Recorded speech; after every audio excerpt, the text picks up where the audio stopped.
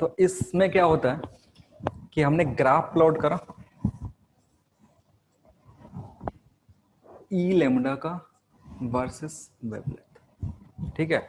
Different different wavelength के corresponding different different radiation emit होता है, ठीक है ना। जैसे एक कोई बॉडी है, समझना थोड़ा सा, ये बॉडी है, ठीक है। इस बॉडी का टेम्परेचर T है और अगर सराउंडिंग का टेम्परेचर T0 है जो कि इससे कम है, तो ये जो बॉडी है वो क्या करेगा, एनर्जी इमिट करेगा, रेडिएशन इमिट करेगा। ये कल सब समझाया कि ये बॉडी क्या कर रहा होगा, इमिशन इमिट करेगा। और अगर ये ब्लैक बॉडी है तो जितना भी इमिशन पॉसिबल है वेवलेंथ का वो सब करेगा।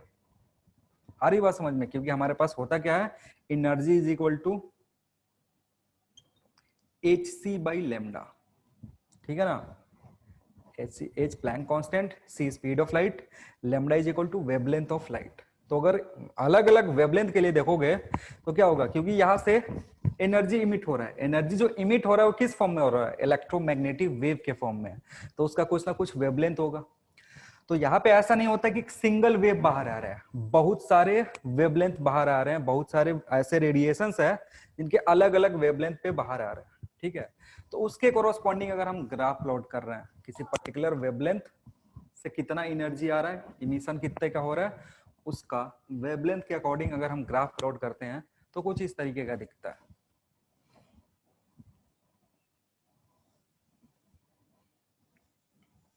ठीक है। और ये तीन ग्राफ मैंने इसलिए प्लॉट किया क्योंकि यहाँ पे तीन टेम्परेचर है, T1, T2 एंड T3। किसी बॉडी के अलग अलग टेम्परेचर के लिए मैंने क्या करा, मान लो इसका T1 टेम्परेचर पे ग्राफ प्लॉट करा तो ऐसा आया, लेमडा वेवलेंथ के लिए एनर्जी जो एमिट हुआ उसके कोरोस्पॉन्डिंग। फिर T2 जब इसका टेम्परेचर था, फिर मैंने इसका ग्राफ प्लॉट किया तो क्या पता चला कि इमिशन इतने का हुआ, इस ये ग्राफ फॉलो करा। T3 टेम्परेचर पे फिर से मैंने ग्राफ प्लॉट किया, कुछ इस तरीके का बना। आ रही बात समझ में क्या कर रहा हूं, अलग अलग वेवलेंथ पे जो एनर्जी इमिट हो रहा है उसका मैं ग्राफ प्लॉट कर रहा हूं, ठीक है। तो ग्राफ कुछ इस तरीके का दिखा। तो इस ग्राफ से अब ध्यान से देखोगे तो क्या होगा, ये जो मैक्सिमम एनर्जी है जब टेम्परेचर T1 था, ये टीला क्या है, ये मैक्सिमम को रिप्रेजेंट कर रहा है, ई लेमडा मैक्स। अच्छा थोड़ा बड़ा लिख रहा हूं क्योंकि दिखेगा नहीं सर। ये जो टीला है ये ई मैक्सिमम लेमडा 1 का, ठीक है ना, टेम्परेचर T पे। तो अगर ध्यान से देखोगे तो इसके कोरोस्पॉन्डिंग एक वेवलेंथ होगा लेमडा 1। सिमिलरली टेम्परेचर 2T पे जो ये जो टीला है ये ऊपर चला गया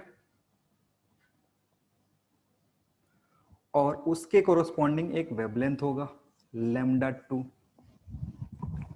सिमिलरली और टेम्परेचर बढ़ाया तो ये टीला और ऊपर चला गया, तो ये ई लेमडा, ये ई मैक्स लेमडा 2 और ये ई मैक्स लेमडा 3। इस तरीके का कुछ ग्राफ आया और इसके कोरोस्पॉन्डिंग जो वेवलेंथ था लेमडा 3। आ रही बात समझ में? अब देखो यहां हो क्या रहा है ना कि जब हम टेम्परेचर को इंक्रीज कर रहे हैं तो ये ग्राफ बढ़ते जा रहा बढ़ते जा रहा बढ़ते जा रहा है, ईमैक्स की जो वैल्यू है वो बढ़ रही है। लेकिन एक चीज हो रहा है, जो वेवलेंथ मैक्सिमम एनर्जी के कोरोस्पॉन्डिंग है वो घट रहा है, दिख रहा है यहाँ पे। पहले मैक्सिमम एनर्जी कब मिला था, लेमडा 1 पे, टेम्परेचर जब T1 था तो maximum energy E maximum lambda 1 था। मिल कब रहा था, जब वेवलेंथ की वैल्यू लेमडा 1 थी। अब जैसे ही हमने टेम्परेचर बढ़ाया तो ग्राफ तो ऊपर गया, लेकिन जो मैक्सिमम एनर्जी मिल रहा था ना वो लेमडा 2 पे मिलने लगा, और लेमडा 2 लेमडा 1 से छोटा है, लेमडा वेवलेंथ है लाइट का। सिमिलरली अगर ऊपर गए और टेम्परेचर इंक्रीज करे, तो टेम्परेचर इंक्रीज करे तो हमें क्या पता चला कि ई मैक्सिमम तो इंक्रीज हुआ, लेकिन ई मैक्सिमम के कोरोस्पॉन्डिंग जो वेवलेंथ है लेमडा 3 वो लेमडा 1 लेमडा 2 से छोटा है। आ रही बात समझ में? अब यहाँ पे सिचुएशन क्या है कि T1 is less than T2 less than T3 but lambda 1 is greater then lambda 2 greater than lambda 3। और लेमडा 1 लेमडा 2 लेमडा 3 क्या है, wavelength corresponding to maximum emission. आ रही बात समझ में? जिस एनर्जी पे मैक्सिमम इमिशन हो रहा है उसका वेवलेंथ लैम्डा 1, लैम्डा 2, लैम्डा 3 है। अब इसके अकॉर्डिंग इस ग्राफ को रीड करके वीन्स ने अपना एक लॉ दिया जिसको हम वीन्स डिस्प्लेसमेंट लॉ बोलते हैं। वीन्स डिस्प्लेसमेंट लॉ बहुत ही सिंपल सा लॉ है, इस ग्राफ में ही, ग्राफ से ही पता चल जाता है। ठीक है, ये बोलता है कि अगर टेम्परेचर इंक्रीज करोगे तो ई मैक्सिमम तो बढ़ेगा। टेम्परेचर अगर इंक्रीज करोगे तो ई मैक्सिमम बढ़ेगा, लेकिन उसके कोरोस्पॉन्डिंग जो वेवलेंथ है ना वो घटेगा। क्लियर है? किसी को कोई दिक्कत आ रही है बात समझ में? अब ये ग्राफ ही प्लॉट कर दिया ना, ये एक्सपेरिमेंटल ग्राफ है तो ग्राफ प्लॉट कर दिया गया, तो ग्राफ से जो भी रीडिंग आ रही है, जो भी कंक्लूजन आ रहा है, उसको वीन्स ने अपना एक लॉ बना करके दे दिया कि अगर टेम्परेचर को इंक्रीज करते हो, बॉडी का टेम्परेचर, हमने अलग अलग टेम्परेचर पे इसका इमिशन नोट डाउन किया कि कितने का एनर्जी इमिट हो रहा है, कितने का रेडिएशन इमिट हो रहा है। तो जो इमिशन मैक्सिमम हो रहा है उसके कोरोस्पॉन्डिंग एक वेवलेंथ है हर एक टेम्परेचर के लिए, और अगर टेम्परेचर बढ़ा रहे हैं तो दैट वेवलेंथ इज डिक्रीजिंग। ठीक, तो डेफिनेशन लिख लो या लॉ लिख लो कि क्या बोलता है वीन्स डिस्प्लेसमेंट लॉ, लिखना इसमें।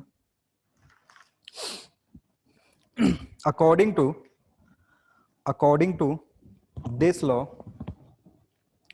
according to this law, on increasing temperature,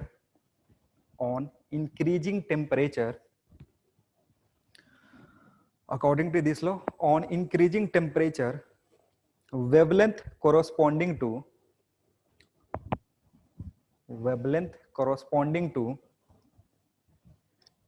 maximum energy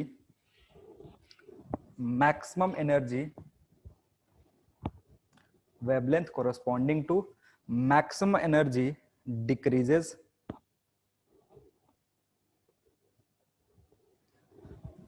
that is it is inversely proportional to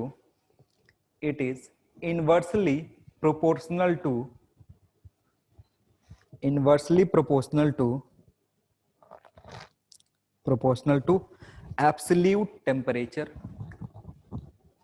inversely proportional to absolute temperature of a given body, absolute temperature of a given body। ठीक है, if lambda max corresponds to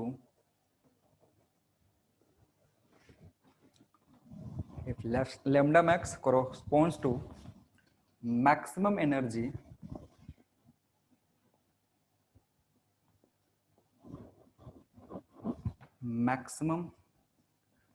energy emitted by a body at temperature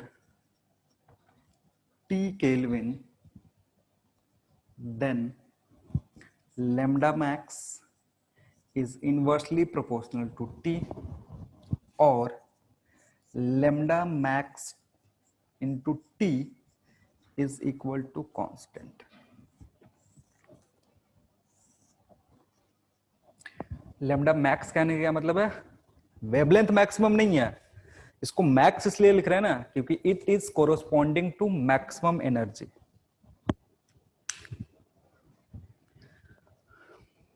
lambda max is equal to lambda max into T is equal to constant, और experimentally इस constant का value भी निकाला गया है, इसको रिप्रेजेंट करते हैं बी से, and lambda max into T is equal to B, where B is equal to, या where B is Wien's constant,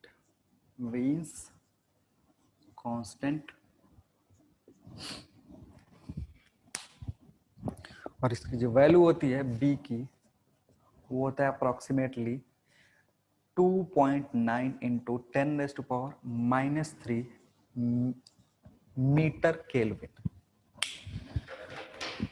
2.9 into 10⁻⁻3, ये मिली केल्विन नहीं है, मीटर केल्विन है, ठीक है ना। मिली केल्विन ऐसा कुछ टर्म नहीं होता। एम फॉर मीटर, के फॉर केल्विन। के एम नहीं लिख रहा हूं क्योंकि बच्चे किलोमीटर समझ लेते हैं, इसलिए एम के लिख रहे हैं।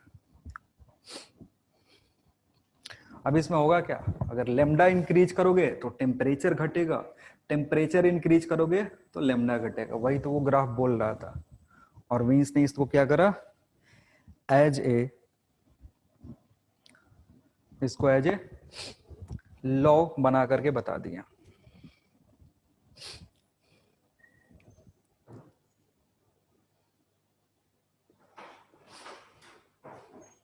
कितना देर लेट हो, फिर तुम्हारा शुरू हो गया। कहाँ रह गए थे? कहाँ रह गए थे? सर बस अभी बस नहीं बस पूरा नहीं आ रहा सर। हाँ, ब्रेक करके आना। तो पहले चला करो। अब 15 मिनट छूट गया तो कौन पढ़ाएगा? हो गया?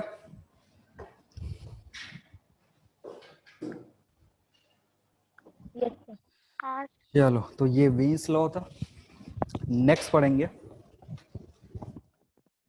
Cooling bye radiation. Cooling bye radiation,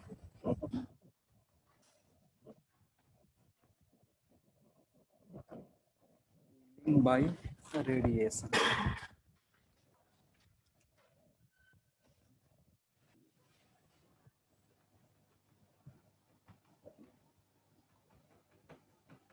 कल थोड़ा सा एक्सप्लेन करे थे कि जैसे एक बॉडी है जिसका टेम्परेचर T है, अगर इसको छोड़ दोगे, सराउंडिंग टेम्परेचर T0 है, तो ये क्या होगा, टाइम के साथ कूल होगा, ठीक है।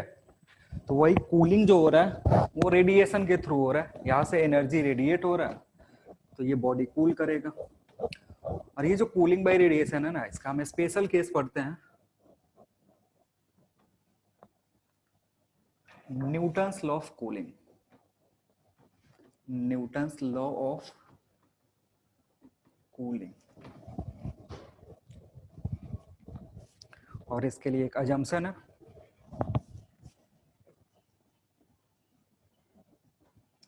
assumption है temperature difference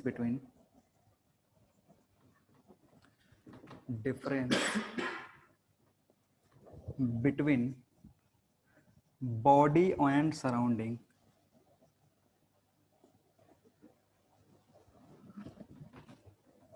is small.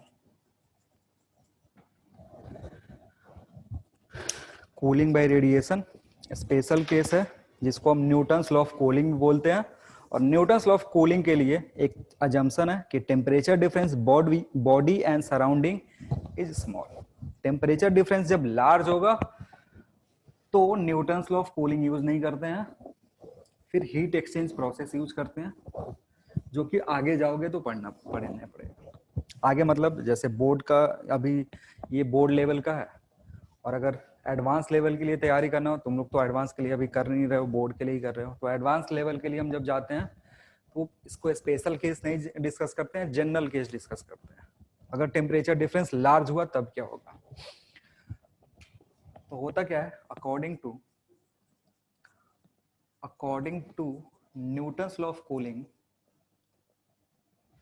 Newton's law of cooling,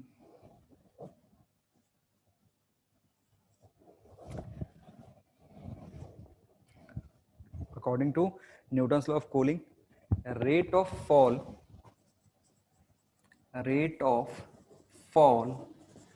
in temperature, rate of fall in temperature of the body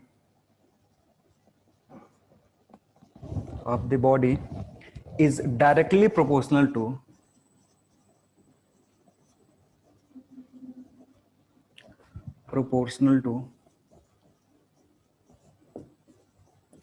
temperature difference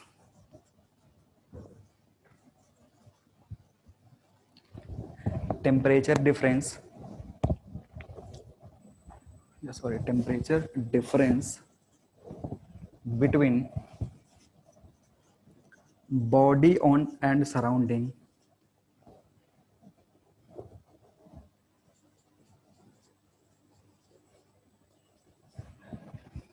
between body and surrounding at a given point of time.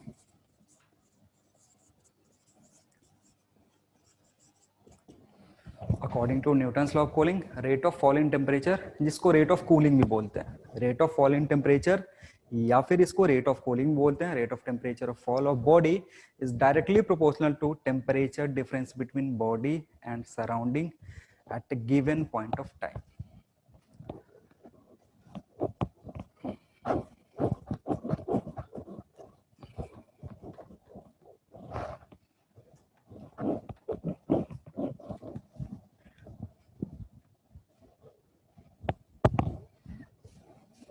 Mathematically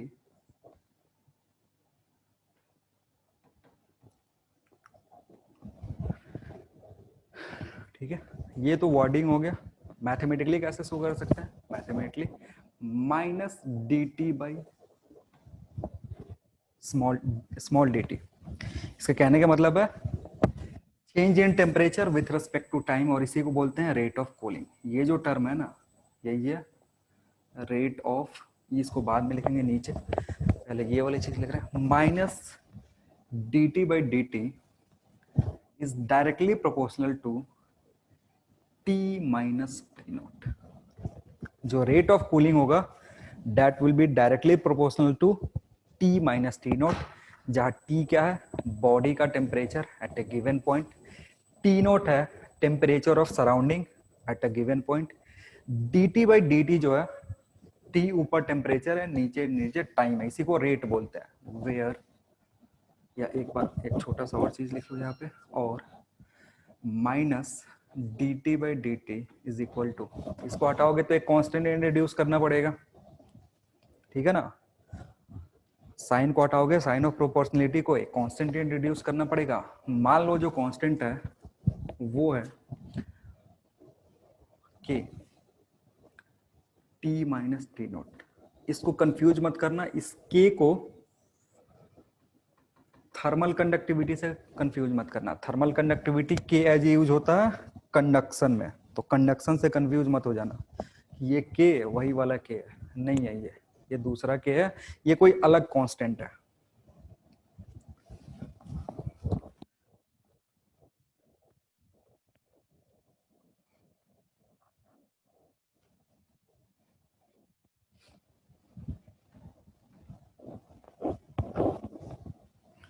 ठीक है.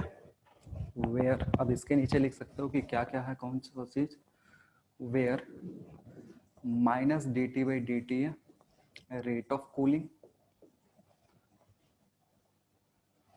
और fall in temperature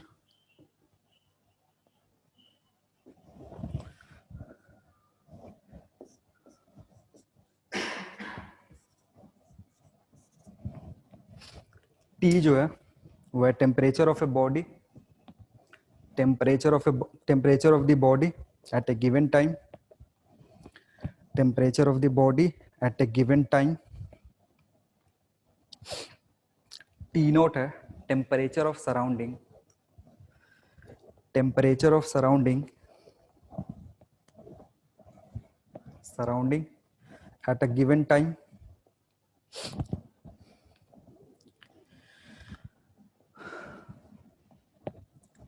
उसके बाद लिखना k is a constant, k is a constant,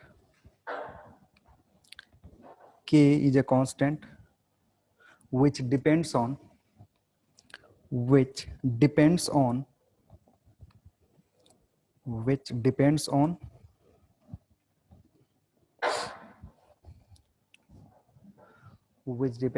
surface area, which depends on surface area,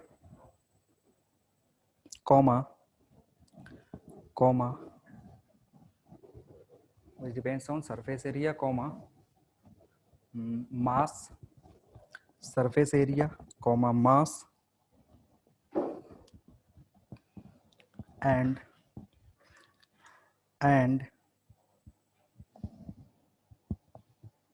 and density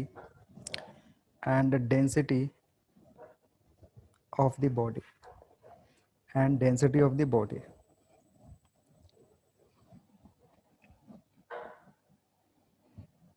ठीक है।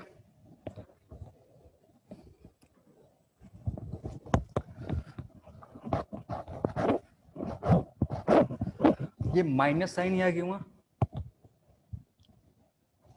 Minus sign क्यों हुआ? बोलो, माइनस साइन क्यों हुआ? क्योंकि फॉल हो रहा है ना, टेम्परेचर टाइम के साथ डिक्रीज हो रहा है। हाँ, माइनस साइन क्या शो कर रहा है? Fall in temperature. Minus sign fall in temperature represent कर रहा है। तो नीचे लिख लो, negative sign shows decrease in temperature. Negative sign shows decrease in temperature.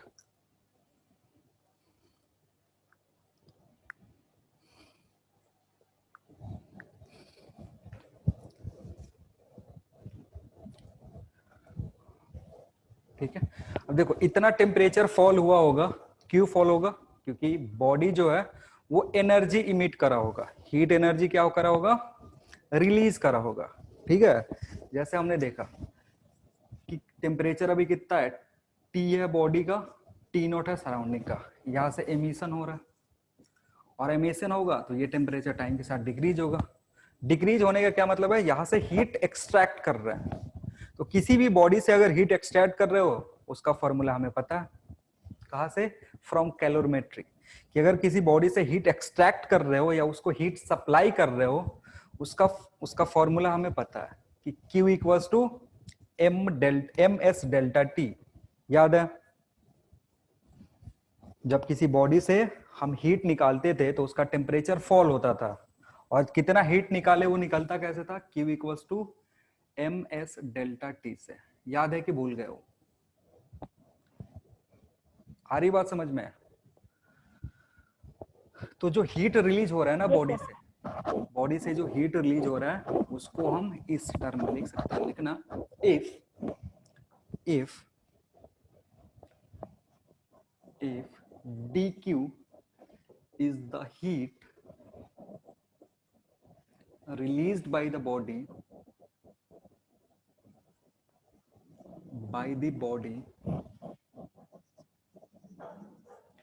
in time dt and the body undergoes a temperature change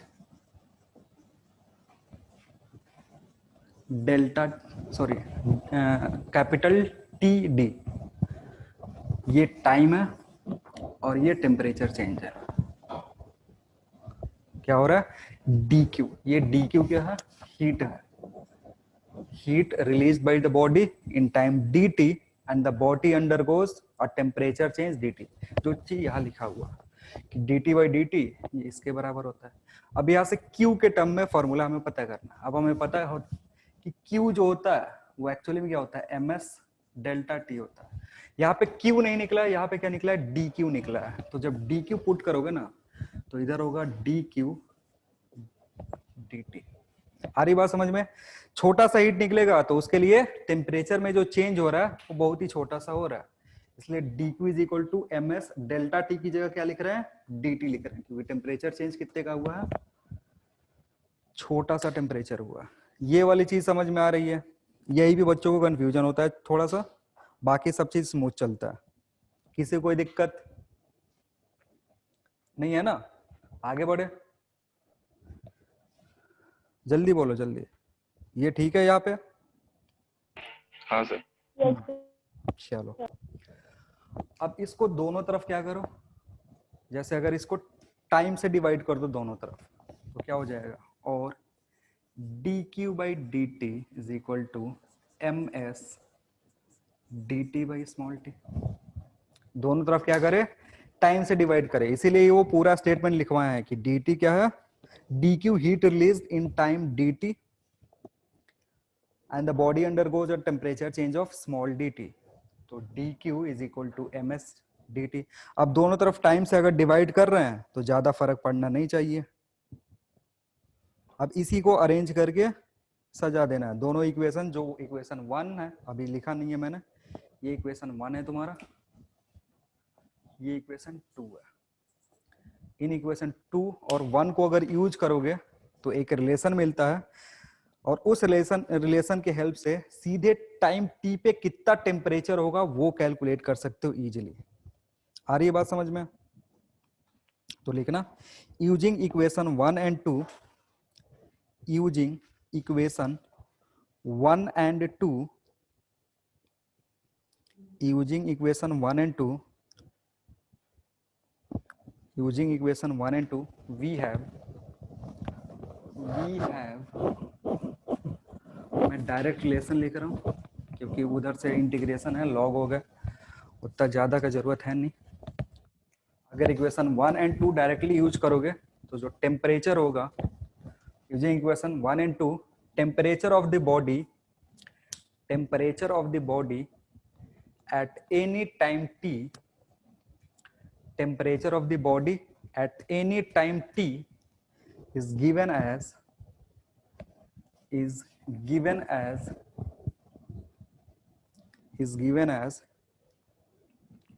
t equals to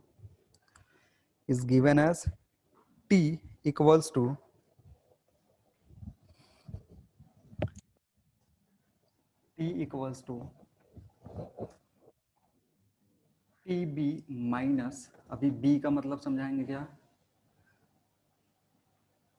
e to the power minus KT, और यहाँ पे भी एक constant आता है जिसको C से represent करेंगे।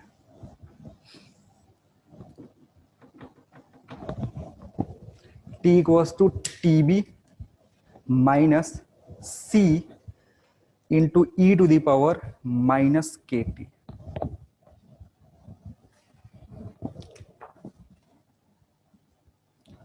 यहाँ माइनस नहीं, सॉरी यहाँ प्लस लिखता हूँ।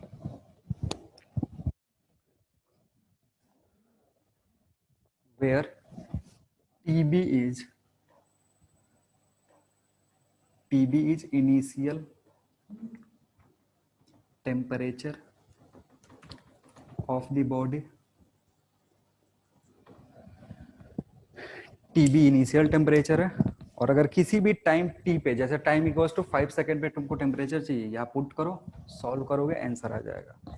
C जो है वो एक कांस्टेंट है, जैसे K कांस्टेंट है वैसे ही C भी कांस्टेंट है।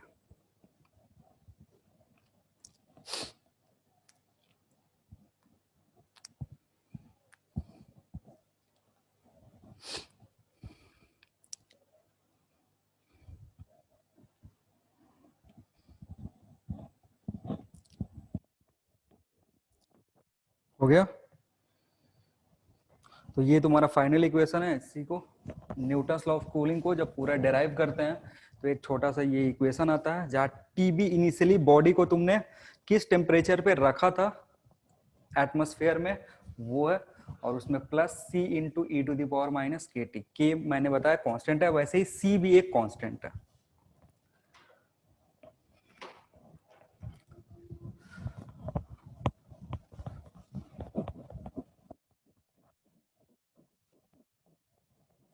नेक्स्ट हेडिंग लिखना, net heat exchange between body and surrounding. Net heat exchange between body and surrounding.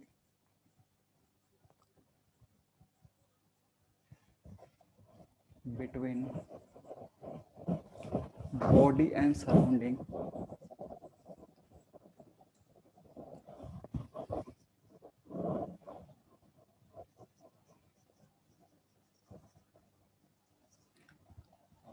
at different temperature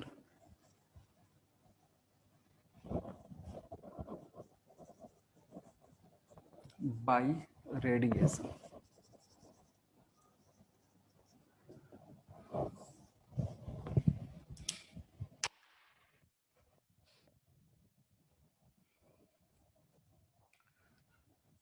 एक बॉडी है, टेम्परेचर T पे रखा हुआ, एक रूम है जिसका सराउंडिंग टेम्परेचर T0 है। सेम चीज वही है। यहाँ पे हमें एक्चुअल वैल्यू पता चलेगा कितने का हीट एक्सचेंज हो रहा है। अब देखो मैंने बोला था कि जरूरी नहीं कि यही बस हीट इमिट करे, ठीक है ना, साथ ही साथ क्या होता है, हीट ये एब्जॉर्ब भी करता है। तो अगर ये बॉडी टेम्परेचर टी पे रखा हुआ है तो हीट इमिट कितना करेगा, heat emitted by the body,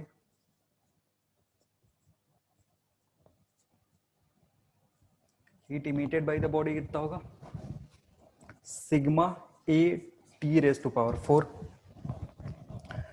ये तुम्हारा बॉडी है, ये सराउंडिंग है, टेम्परेचर सराउंडिंग का टी नॉट है, तो इतना ही बॉडी हीट इमिट करेगा और साथ ही साथ क्या होगा, एब्जॉर्ब भी कर रहा होगा। तो heat supplied by surrounding to the body, ठीक है। सराउंडिंग हीट सप्लाई कितना करेगा, sigma A T not 4। Body emit कितना कर रहा है, सिग्मा ए टी 4। सप्लाई कितना कर रहा है surrounding, sigma A T not 4, क्योंकि सराउंडिंग का टेम्परेचर कितना है, टी नॉट है। और ये जो ए है ना, ये सरफेस एरिया ऑफ बॉडी है, क्योंकि ये तो हीट बहुत ज्यादा इमिट कर रहा है, सराउंडिंग क्या है, हीट इमिट कर रहा है बहुत ज्यादा, लेकिन ये कौन सा लेगा, इसके ऊपर गिरेगा, इसके सरफेस पे फॉल होगा, उसी को एब्जॉर्ब करेगा ना। तो जो एब्जॉर्ब करा वो इतने के बराबर है। ए जो है, दोनों ए जो है वो बॉडी का सरफेस एरिया है, ऐसा नहीं कि ए जो हम ले रहे हैं एक में बॉडी का ले रहे हैं, एक सराउंडिंग का ले रहे हैं। सराउंडिंग का सरफेस एरिया नहीं आता है, बॉडी का ही सरफेस एरिया आता है, क्योंकि जो रेडिएशन फॉल होगा बॉडी पे, उसके सरफेस एरिया पे, वही एब्जॉर्ब होगा। तो जो नेट हीट एक्सचेंज हुआ, इतना इमिट हुआ, इतना एब्जॉर्ब हुआ, तो नेट हीट एक्सचेंज कितना होगा। So net heat exchange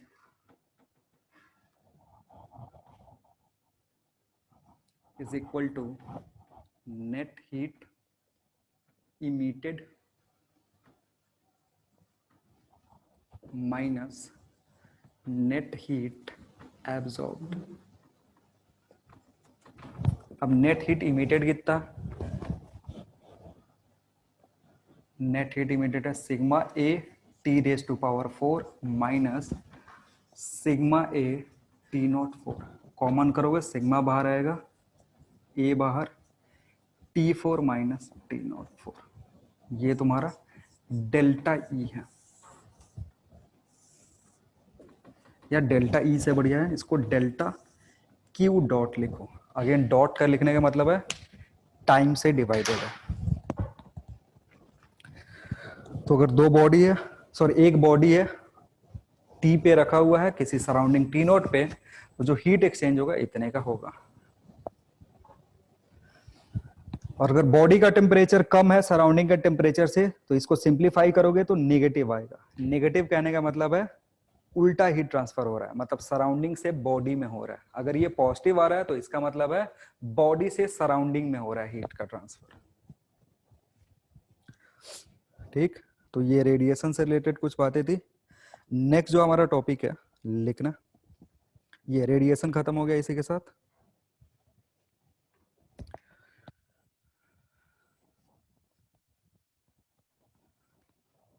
next heading है thermal expansion. Thermal expansion,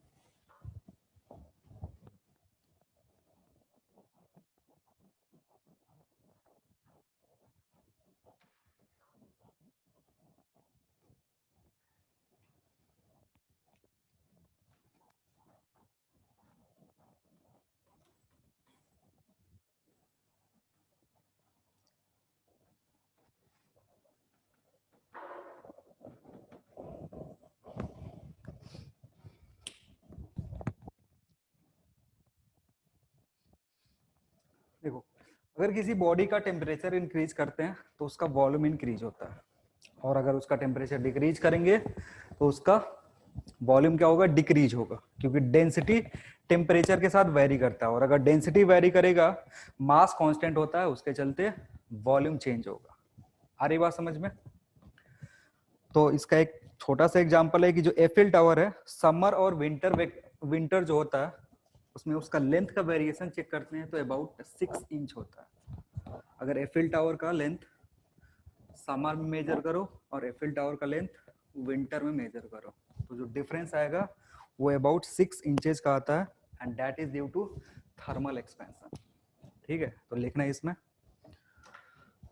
on changing temperature, on changing temperature, on changing temperature, on changing temperature, volume of the body, volume of the body changes, volume of the body changes with increase in temperature, with increase in temperature, with increase in temperature, with increase in temperature, volume increases, volume increases, volume increases, and with decrease, and with decrease in temperature, and with decrease in temperature, volume decreases.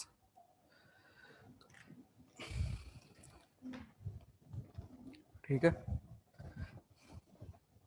Next लिखना, there are three types of, there are three types of, there are three types of, three types of expansion in solids. There are three types of expansion in solids. Solid में जो होता है वो तीन तरीके का expansion होता है। Number 1 linear expansion, linear expansion. ठीक है, अगर वन डायमेंशनल बॉडी है, वन डायमेंशनल बॉडी है, जैसे रॉड हो गया, रॉड वन डायमेंशनल बॉडी है, अगर उसका टेम्परेचर और इंक्रीज और डिक्रीज करोगे ना तो वॉल्यूम चेंज होगा लेंथ के कोरोस्पॉन्डिंग।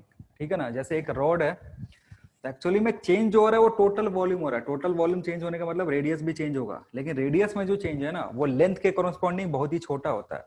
तो जो भी हमारे पास लीनियर बॉडी है जैसे रॉड हो गया, तो इसमें जो एक्सपेंशन हम करेंगे वो वॉल्यूम का नहीं करेंगे, लीनियर का लेंथ का करेंगे, तो इसलिए इसको लीनियर एक्सपेंशन बोलते हैं।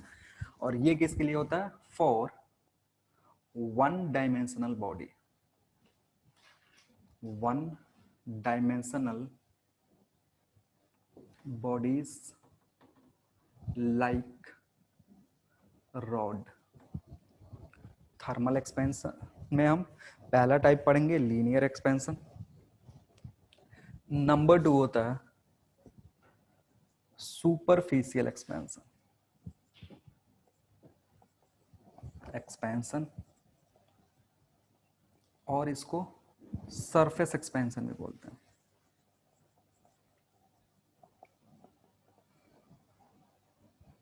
ठीक है, जब बॉडी का एरिया चेंज हो रहा होता है, एरिया, ये जनरली 2D बॉडीज में दिखता है। और 2D bodies like square plate, अगर तुम्हारे पास कोई स्क्वायर प्लेट है तो उसका लेंथ और ब्रेथ दोनों चेंज होगा, उसके चलते अगर दोनों में चेंज हो रहा है तो एरिया चेंज होगा। एक्चुअली यहां भी हो रहा है वॉल्यूम एक्सपेंशन ही, लेकिन जो थिकनेस है ना, जैसे ये प्लेट है तुम्हारा, तो यहाँ पे जो थिकनेस होगा ना वो बहुत ही छोटा होगा। तो इस वेट और लेंथ के कंपैरिजन में जो थिकनेस है वो क्या है? बहुत ही छोटा है। इसलिए थिकनेस में जो एक्सपेंशन हो रहा है उसको हम नेग्लेक्ट कर रहे हैं और क्या पढ़ रहे हैं? सुपरफिशियल या सरफेस एक्सपेंशन पढ़ेंगे। Number 3 is volume expansion.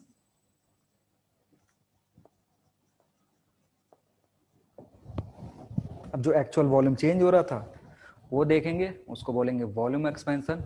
और ये होता है for 3D bodies, for 3D bodies like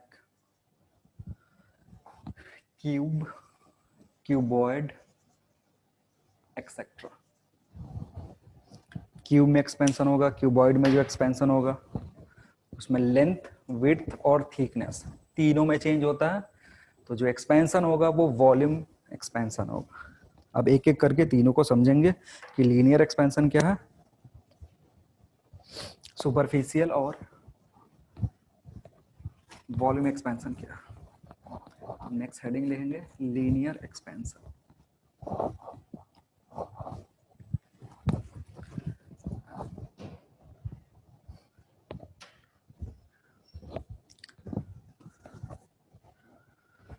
लिखना when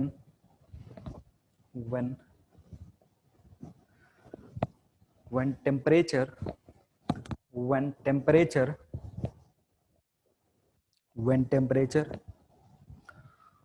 of a one dimensional object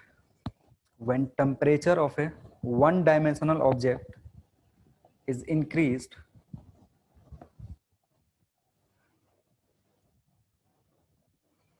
when temperature of an one dimensional object is increased, its length increases,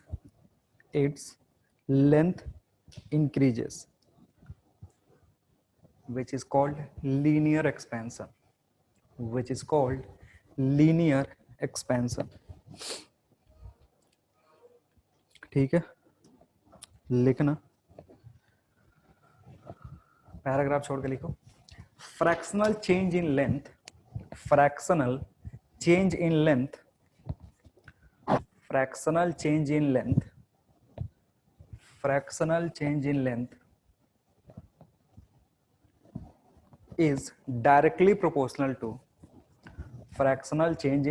is directly proportional to change in temperature of the body. Fractional change in length is directly proportional to change in length of the body. Sorry, change in temperature of the body. Length मत लिखना. Fractional change in length is directly proportional to change in temperature of the body. Change का मतलब बढ़ भी सकता है, घट भी सकता है। टेम्परेचर जब बढ़ेगा तो लेंथ बढ़ेगा, टेम्परेचर जब घटेगा तो लेंथ घटेगा। तो हमारे पास एक रॉड है और रॉड का जो डायमेंशन है वो 1D है, इसका जो थिकनेस है उसको हम नेग्लेक्ट करते हैं। इनिशियली इसका लेंथ L1 था, टेम्परेचर T1 है। अब हमने क्या करा, टेम्परेचर कैपिटल T से रिप्रेजेंट कर दो। हमने क्या करा, टेम्परेचर इंक्रीज करा तो इसका लेंथ बढ़ेगा L2। टेम्परेचर क्या है, T2 है। तो if T2 is greater than T1, L2 क्या होगा, L1 से ज्यादा होगा। टेम्परेचर इंक्रीज करोगे लेंथ बढ़ेगा।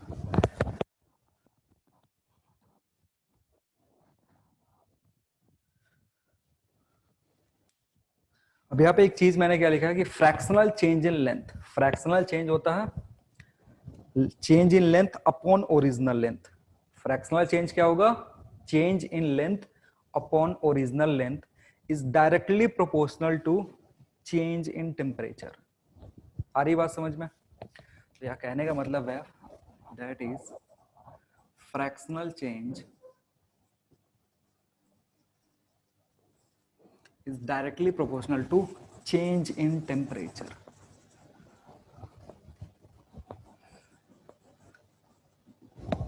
ठीक है, लीनियर एक्सपेंशन में ये याद रखेंगे, fractional change in length is directly proportional to, और फ्रैक्शनल चेंज होता क्या है, delta L by L1।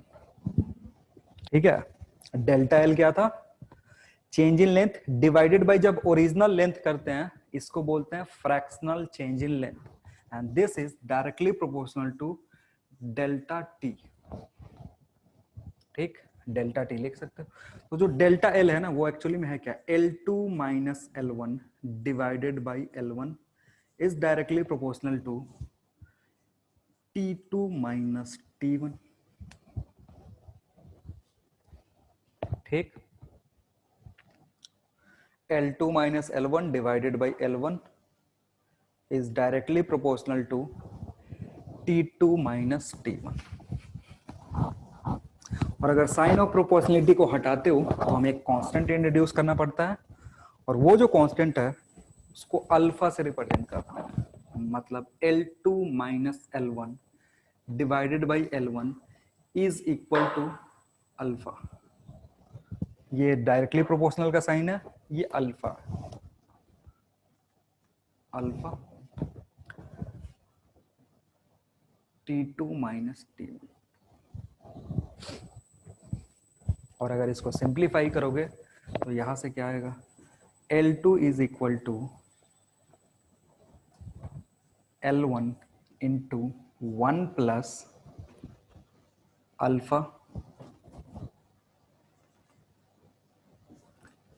T2 minus T1।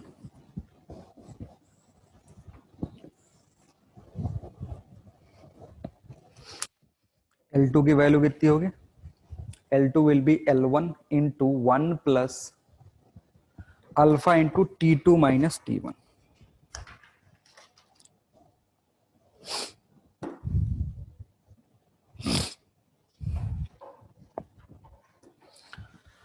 लिखना where alpha is called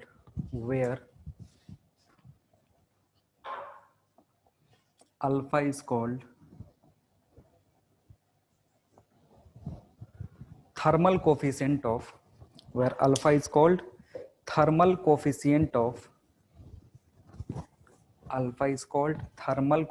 of linear expansion। इसको बोलते हैं thermal coefficient of linear expansion. ठीक है, अब देखो इसको ध्यान से देखोगे ना तो ये T2 माइनस T1 है।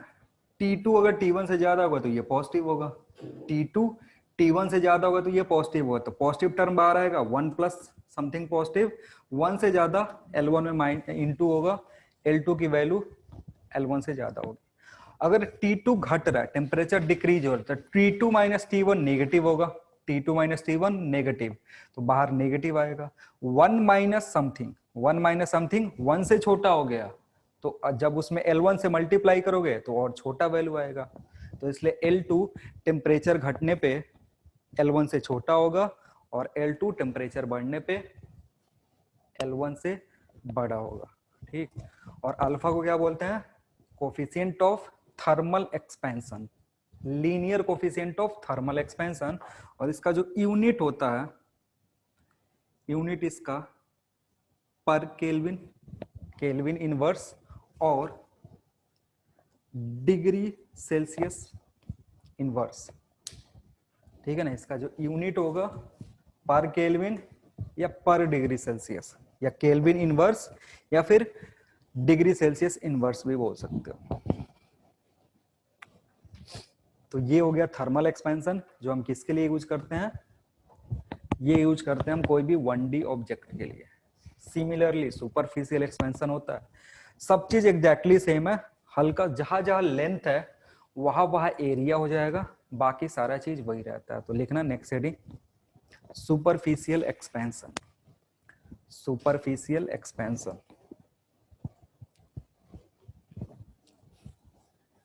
Superficial expansion. सुपरफिशियल एक्सपेंशन क्या होता है, लिखो fractional change in area, fractional change in area of a plate, fractional change in area of a plate is directly proportional to, fractional change in area of a plate is directly proportional to change in temperature. Fractional change in area of a plate is directly proportional to change in temperature of the plate। जैसे एक plate था, इसका area A1 था, ये length होगा कुछ L1 और ये विड्थ होगा मान लो D1, टेम्परेचर कितना है T1 है। हमने टेम्परेचर इंक्रीज करा, लेंथ भी इंक्रीज होगा, विड्थ भी इंक्रीज होगा। तो लेंथ L2 हो गया, विड्थ D2 हो गया, एरिया A2 उसके करस्पॉन्डिंग, टेम्परेचर T2। ठीक है, अगर T2 is greater than T1 then A2 will be greater than A2, sorry A2 will be greater than A1। सब चीज सेम होगा, बस यहाँ फ्रैक्शनल चेंज इन लेंथ की जगह फ्रैक्शनल चेंज इन एरिया आ जाएगा। Fractional change in area is directly proportional to fractional change, sorry fractional change in area is directly proportional to change in temperature. तो यहाँ पे ऐसे लिखेंगे A2 माइनस A1, या पहले लिख लो delta A divided by A1 is directly proportional to delta T। Fractional change is directly proportional to delta T, और फ्रैक्शनल चेंज होता क्या है, A2 minus A1 divided by A1 directly proportional to T2 minus T1। तो इधर सब replace करोगे तो सबको इधर A2 A1 A1, ये जो कांस्टेंट होता है यहाँ पे इसको रिप्रेजेंट करते हैं बीटा से। जो पहले अल्फा था वो अब रिप्रेजेंट करेंगे बीटा से, और इसको सिंप्लीफाई करोगे तो आएगा A2 is equal to A1 1 plus beta T2 minus T1, और यह बीटा का नाम बदल जाता है। बीटा का नाम यहां होता है लिखना where beta is thermal coefficient of, where beta is thermal coefficient of superficial expansion, where beta is thermal coefficient of superficial expansion।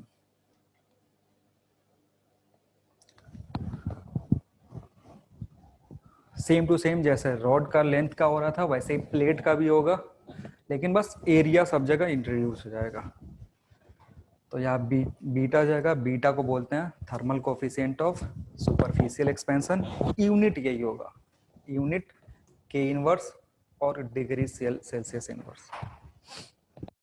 Unit को कोई फर्क नहीं पड़ता है, अल्फा हो बीटा हो या फिर आगे पढ़ेंगे गामा हो, उसमें कोई ज्यादा डिफरेंस नहीं होता। चलो तो आज के क्लास में इतना ही, बाकी पढ़ेंगे अगले क्लास में। Thank you everyone. Thank you, sir.